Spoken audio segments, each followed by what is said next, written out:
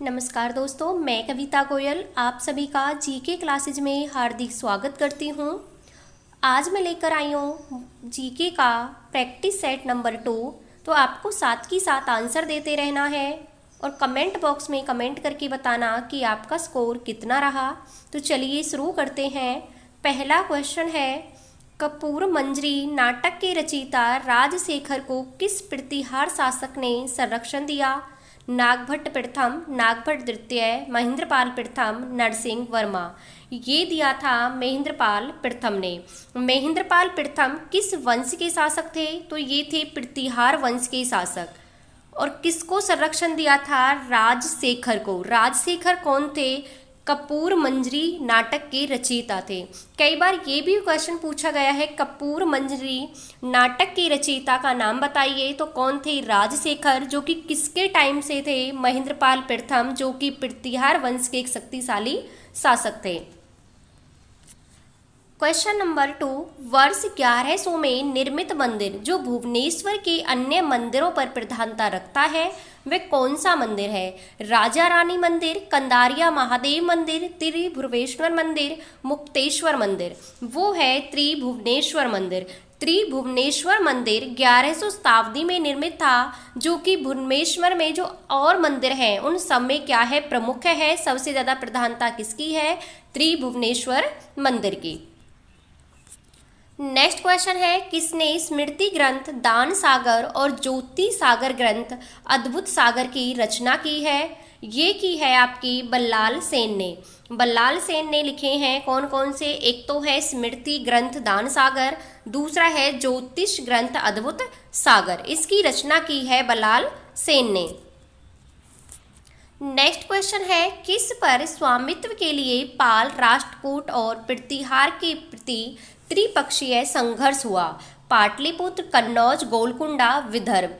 ये हुआ था कन्नौज को जीतने के लिए। कन्नौज उस टाइम का एक वैभवशाली क्षेत्र था, जो कि उपजाऊ के क्षेत्र से भी बहुत ज़्यादा उपजाऊ था, आर्थिक क्षेत्र की दृष्टि से बहुत ही ज़्यादा महत्वपूर्ण था। तो इसीलिए पाल, राष्ट्रकूट और प्रतिहार, इन तीनों वंशों के राजाओं में इसे लेकर आपस में संघर्ष होते रहते थे। हर कोई इस पर अपना कब्जा जमाना चाहता था। तो कौन था वो था कन्नौज का क्षेत्र।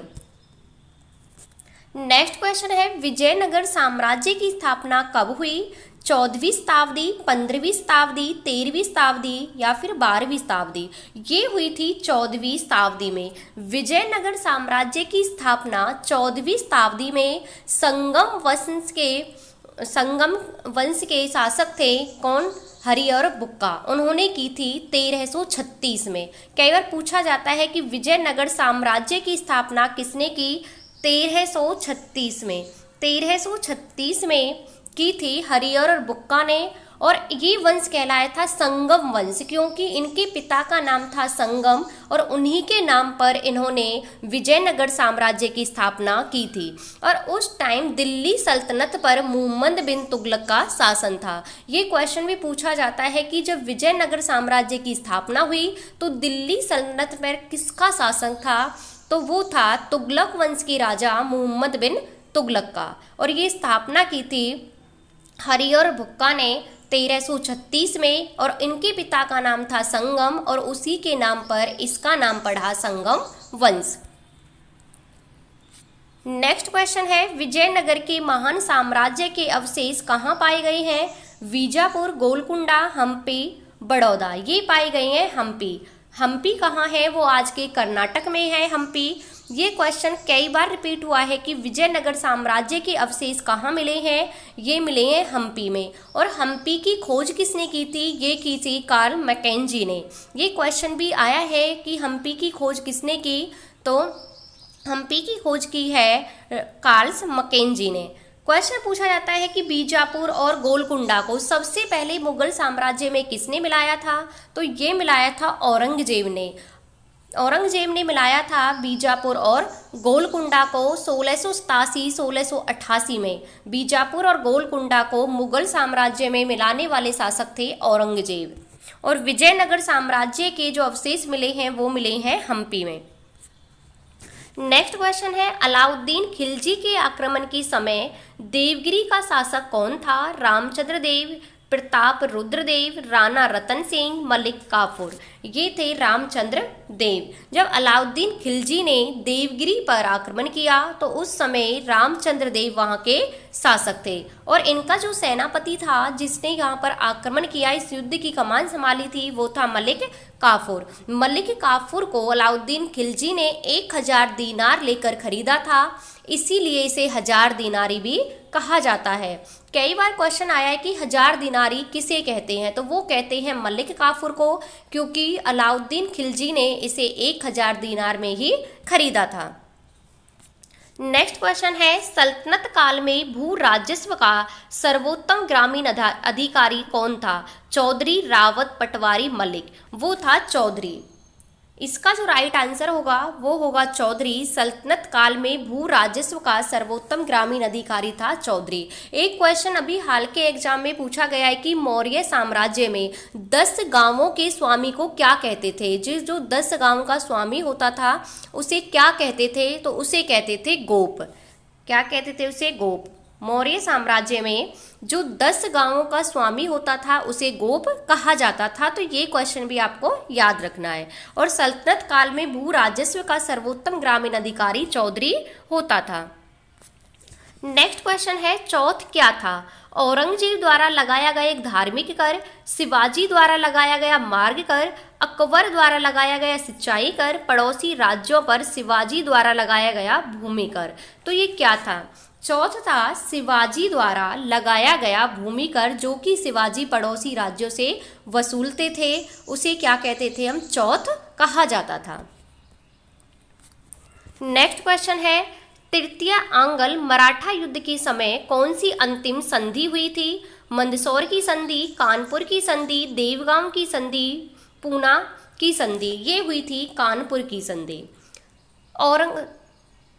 मराठों और अंग्रेजों के बीच टोटल 3 युद्ध हुए थे। पहला युद्ध हुआ था 1782 में जिसमें हुई थी सालवाई की संधि। दूसरा हुआ था 1803 में जिसमें हुई थी देवगांव की संधि।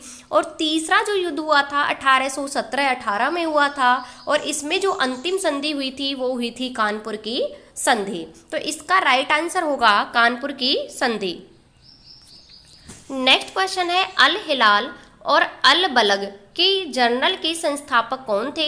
सर सैयद अहमद खां, अबुल कलाम आज़ाद, राजा मोहन राय, देवेंद्र नाथ टैगोर। ये थे अबुल कलाम आज़ाद। अबुल कलाम आज़ाद ने लिखी थी अल हलाल और अल बलग। राजा राम मोहन राय ने ब्रह्म समाज की स्थापना की थी 1828 ईस्वी में और इन्हीं के प्रयासों से लॉर्ड विलियम बेंटिंक ने 1829 में सती प्रथा पर रोक लगाई थी। नेक्स्ट क्वेश्चन है किसके द्वारा बंगाल और बिहार में इस्त्रमरारी बंदोबस्त शुरू किया गया? Lord Cornwallis, Holt Mackenzie, Thomas Munro, Captain Read. ये किया गया था लॉर्ड कॉर्नवालिस के द्वारा। इस्त्रमरारी बंदोबस्त को स्थायी बंदोबस्त के नाम से भी जानते हैं। इसमें क्या था, जो रेवेन्यू था, जो टैक्स था, उसे बिल्कुल फिक्स कर दिया गया था, जिससे किसानों की दशा क्या हो गई थी, काफ़ी बुरी हो गई थी, क्योंकि उनकी इसमें क्या था, कर को बिल्कुल फिक्स कर दिया गया, चाहे फसल कितनी भी हो या ना हो, उनका कर फिक्स था, उन्हें इतना टैक्स देना ही देना है। तो इसलिए इसे इस्त्रमरारी या फिर स्थायी बंदोबस्त कहा गया। इसे शुरू किया गया था लॉर्ड कॉर्नवालिस ने। होल्ट मैकेंजी ने महलवारी बंदोबस्त को लागू किया था, होल्ट मैकेंजी ने। थॉमस मुनरो ने रैयतवाड़ी व्यवस्था को शुरू किया था। रैयतवाड़ी व्यवस्था को शुरू किया था थॉमस मुनरो ने। महलवाड़ी को किया था होल्ट मैकेंजी ने। स्थायी बंदोबस्त या फिर इस्त्रमरारी बंदोबस्त को शुरू किया था लॉर्ड कॉर्नवालिस ने। नेक्स्ट क्वेश्चन है विशाखदत्त की प्राचीन भारतीय नाटक मुद्रा राक्षस की विषय वस्तु क्या है? प्राचीन हिंदू जनश्रुति में देवताओं और राक्षसों के संघर्ष के बारे में है। एक आर्य राजकुमार और कबीलाई महिला की प्रेम कथा के बारे में है। 2 आर्य कबीलों के सत्ता के संघर्ष के बारे में है। चंद्रगुप्त मौर्य की शासन में राज दरबार की दुर्भिक्षियों के बारे में है। जो विशाखदत्त है चंद्रगुप्त मौर्य के शासन में राज दरबार में जो दुर्वंशियां थी उनके बारे में लिखी गई है। कौन सी? मुद्रा राक्षस। और लिखी किसने है? विशाख दत्त ने। ये पूछा मुद्रा राक्षस किसने लिखी है, तो मुद्रा राक्षस लिखी है विशाख दत्त ने। और ये किसके बारे में है? चंद्रगुप्त मौर्य के शासन में राज दरबार की दुर्वंशियों के बारे में है। नेक्स्ट क्वेश्चन है, भारत की सर्वाधिक क्षेत्रफल पर किस प्रकार की मिट्टी का विस्तार पाया जाता है? जलोढ़, काली, लाल, लेटराइट। ये पाया जाता है जलोढ़ मिट्टी का। जलोढ़ मिट्टी सबसे ज़्यादा उपजाऊ मिट्टी होती है और इस भारत में जो सबसे ज़्यादा अधिक क्षेत्र में पाई जाती है वो जलोढ़ मिट्टी ही पाई जाती है। काली मिट्टी दक्कन का पठार, महाराष्ट्र, गुजरात में पाई जाती है और ये कपास के लिए सबसे उपयुक्त मिट्टी मानी जाती है। लेटराइट मिट्टी तम्बाकू, मूंगफली यानी कि जो मोटे अनाज होते हैं उनके लिए क्या है? लेटराइट मिट्टी को अच्छा माना जाता है। नेक्स्ट क्वेश्चन है, पनियान और इरोला जनजातियां कहाँ पाई जाती हैं? आंध्र प्रदेश, तमिलनाडु, मध्य प्रदेश, महाराष्ट्र। ये पाई जाती हैं भारत के तमिलनाडु राज्य में। कौन कौन सी? पनियान और इरोला जनजातियां। नेक्स्ट क्वेश्चन है, हिमालय पर्वत के मुख्य प्रकार हैं? ज्वालामुखी पर्वत का, ब्लॉक पर्वत का, वलित पर्वत का, भृंश पर्वत का। हिमालय जो पर्वत है वो वलित पर्वत का एक प्रकार है। कई बार क्वेश्चन पूछा गया है कि हिमालय पर्वत एक कैसा पर्वत है, तो वो एक नववलित पर्वत है। और जो हमारा अरावली पर्वत है वो कैसा है? वो है अपशिष्ट पर्वत यानी कि ब्लॉक पर्वत। नेक्स्ट क्वेश्चन है, नंदा देवी चोटी है असम हिमालय, कुमायूं हिमालय, पंजाब हिमालय, नेपाल हिमालय। नंदा देवी है वो कुमायूं हिमालय में आती है। हिमालय को नदियों के आधार पर 4 भागों में बांटा जाता है। कौन कौन सा है वो? पंजाब हिमालय, कुमायूं हिमालय, असम हिमालय और नेपाल हिमालय। तो कुमायूं हिमालय का ज़्यादातर भाग कहाँ आता है? उत्तराखंड में। और नंदा देवी भी कहाँ पर है? उत्तराखंड में ही है। केदारनाथ, बद्रीनाथ, धौलाधर, नंदा देवी ये सब की सब कहाँ हैं? धौलागिरी ये कहाँ है? ये कुमायूं हिमालय में ही आती हैं। माउंट एवरेस्ट है आपके, जो हिमालय की सबसे ऊंची चोटी है माउंट एवरेस्ट, वो आती है नेपाल हिमालय में। नंगा पर्वत है जम्मू कश्मीर में, वो है पंजाब हिमालय का भाग। असम हिमालय में, हिमालय की जो भारत में सबसे पूर्वी चोटी है नमचा बारवा, वो कहाँ पर आती है? वो आती है आपकी असम हिमालय में। तो नंदा देवी आएगी कुमायूं हिमालय में। नेक्स्ट क्वेश्चन है, भारत में हिमालय की सबसे ऊंची चोटी कौन सी है? गॉडविन ऑस्टिन, कंचनजंगा, नंगा पर्वत, नंदा देवी। भारत में हिमालय की सबसे ऊंची चोटी है वो है कंचनजंगा, जो कि भारत के सिक्किम राज्य में है, जिसकी ऊंचाई 8598 मीटर है। कंचनजंगा की ऊंचाई कई बार पूछी जाती है, तो 8598 मीटर है और ये भारत में हिमालय की सबसे ऊंची चोटी है, जो कि भारत के सिक्किम राज्य में स्थित है। गॉडविन ऑस्टिन भारत की सबसे ऊंची चोटी है, जो कि ट्रांस हिमालय में आती है और जिसकी ऊंचाई कितनी है? 8611 मीटर है और इसे केटू पर्वत के नाम से भी जानते हैं। नंगा पर्वत जम्मू कश्मीर में है और नंदा देवी कहाँ पर है? ये उत्तराखंड में है। नंदा देवी की ऊंचाई है 7817 मीटर और इसकी है नंगा पर्वत की है 8116 मीटर। नेक्स्ट क्वेश्चन है, भारत का सबसे ऊंचा बांध कौन सा है? हीराकुंड बांध, सतलुज बांध, भाखड़ा नागल बांध, टिहरी बांध। भारत का सबसे ऊंचा बांध टिहरी बांध है, जो कि उत्तराखंड में है। इसकी कल्पना तो की गई थी 1953 से ही, लेकिन इसका जो निर्माण कार्य पूरा हुआ है वो हुआ 2007 में। और ये कहाँ पर है? ये उत्तराखंड में है। भारत का सबसे ऊंचा बांध है टिहरी बांध। नेक्स्ट क्वेश्चन है, टिहरी बांध निम्नलिखित में से किन 2 नदियों के संगम पर स्थित है? गंगा व जमुना, भागीरथी व बिलांगना, भागीरथी और अलकनंदा, गंगा और अलकनंदा। टिहरी जो बांध है वो भागीरथी एवं बिलांगना नदी के संगम पर है उत्तराखंड में और भारत का सबसे ऊंचा बांध है। नेक्स्ट क्वेश्चन है, निम्नलिखित में से किसे प्रकृति का सुरक्षा वाल्व कहा जाता है? भूकंप, ज्वालामुखी, ओजोन गैस, नदियाँ। ये कहा जाता है ज्वालामुखी को, क्योंकि जब पृथ्वी के अंदर प्रेशर बढ़ता है, दबाव बढ़ता है, तो वो ज्वालामुखी के मुख के रूप में बाहर निकलता है। जब वो बाहर निकल जाता है तो पृथ्वी का जो अंदर का दबाव है वो कम हो जाता है और पृथ्वी क्या है, हमारी धरती जो है वो फटने से बच जाती है। तो इसीलिए ज्वालामुखी को क्या कहा जाता है, प्रकृति का सुरक्षा वाल्व कहा जाता है। नेक्स्ट क्वेश्चन है, भारतीय संविधान की कौन सी विशेषता इंग्लैंड से ली गई है?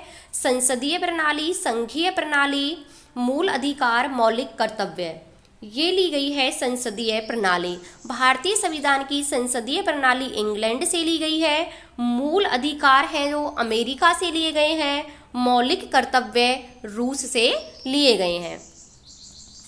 नेक्स्ट क्वेश्चन है, 1938 में किस व्यक्ति द्वारा वैश्विक मताधिकार के आधार पर संविधान सभा के गठन की मांग की गई थी? पंडित जवाहरलाल नेहरू, सुभाष चंद्र बोस, एम.एन. रॉय, महात्मा गांधी। ये की गई थी पंडित जवाहरलाल नेहरू के द्वारा। 1938 में पंडित जवाहरलाल नेहरू ने कहा था कि जो संविधान सभा का गठन होगा वो वैश्विक मताधिकार के आधार पर होगा। एम.एन. रॉय ने 1936 में फैजपुर के अधिवेशन में औपचारिक रूप से संविधान सभा की मांग रखी थी और 1922 में सबसे पहले महात्मा गांधी ने कहा था कि भारत का जो संविधान होगा वो भारतीयों की इच्छा के अनुसार होगा।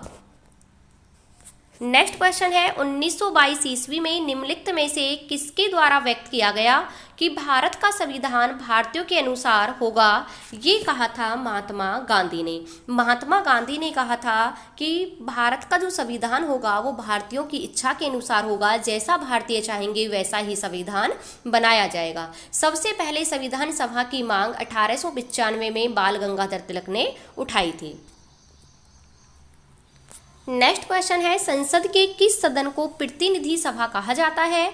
राज्यसभा, लोकसभा, उपरोक्त दोनों, उपरोक्त में से कोई नहीं। ये कहा जाता है लोकसभा को। लोकसभा को प्रतिनिधि सभा के नाम से भी जानते हैं और यह संसद का निम्न सदन होता है जिसका कार्यकाल 5 वर्ष होता है। नेक्स्ट क्वेश्चन है, निम्नलिखित में से कौन सा जैव निम्नीकरण है? प्लास्टिक, पॉलीथीन, रबर, पारा। ये है रबड़। रबड़ क्या है? रबड़ है एक जैव निम्नीकरणीय। जैव निम्नीकरणीय वो होते हैं जिन्हें आसानी से तोड़ा जा सकता है। नेक्स्ट क्वेश्चन है, निम्नलिखित में से किसी वायु प्रदूषण के द्वारा मनुष्य में तंत्रिका तंत्र संबंधी रोग पैदा होता है? सीसा, कैडमियम, पारा, सिलिका। ये होता है सीसे की अधिकता के कारण जो मनुष्य का तंत्रिका तंत्र है उसमें क्या है, रोग पैदा हो जाता है। किसके कारण? सीसा की अधिकता के कारण।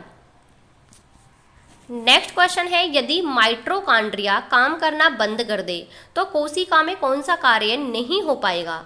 भोजन का पाचन, भोजन का अवशोषण, भोजन का अवकरण, भोजन का ऑक्सीकरण। ये भोजन का ऑक्सीकरण नहीं हो पाएगा। यदि माइटोकॉन्ड्रिया होती है अगर वो काम करना बंद कर दे तो भोजन का जो ऑक्सीकरण है वो नहीं हो पाएगा। नेक्स्ट क्वेश्चन है, हरित बाली रोग किस फसल से संबंधित है? गेहूं, धान, बाजरा, कपास। ये है बाजरे से संबंधित। जो हरित बाली रोग है वो बाजरे से संबंधित है। नेक्स्ट क्वेश्चन है, पादप रोगों का सबसे उत्तरदायी कारक है? फफूंदी, जीवाणु, विषाणु, प्रोटोजोआ। ये है फफूंदी। सबसे ज़्यादा जो पादपों में जो रोग लगते हैं वो फफूंदी के कारण ही लगते हैं। तो ये थे आज के कुछ इम्पोर्टेंट क्वेश्चंस। आपको क्लास कैसी लगी कमेंट बॉक्स में कमेंट करके बताना। आपका स्कोर कितना रहा ये भी बताना। मिलते हैं नेक्स्ट क्लास में। पढ़ते रहना, आगे बढ़ते रहना, अपना और अपनों का ध्यान रखना। Thank you.